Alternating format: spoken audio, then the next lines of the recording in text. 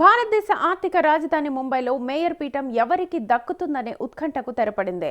Brihan Mumbai municipal corporation ఎన్నికల ఫలితాల తర్వాత సాగిన రాజకీయ ఉత్కంఠకు బ్రేక్ పడింది. బీజేపీ, శివసేన, షిండే వర్గం అభ్యర్థులు మేయర్, డిప్యూటీ మేయర్ పదవులకు నామినేషన్లు దాఖలు చేశారు.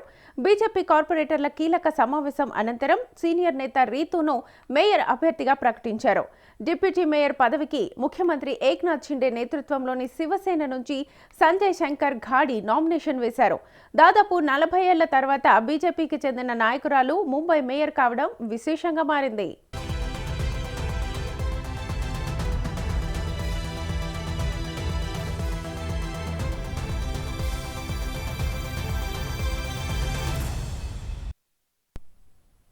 మొత్తంగా 227 స్థానాలకు జనవరి 15న ఎన్నికలు జరిగి జనవరి 16న ఓట్ల లెక్కింపు పూర్తయింది.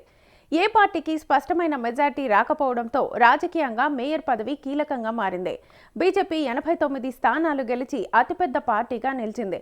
దాని మిత్రపక్షమైన శివసేన 29 స్థానాలు సాధించింది.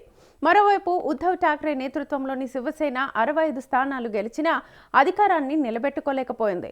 3 దశాబ్దాల తర్వాత ఠాక్రే కుటుంబం బీఎంసీపై తన ఆధిపత్యాన్ని కోల్పోవడం రాజకీయంగా కీలక పరిణామంగా మారింది.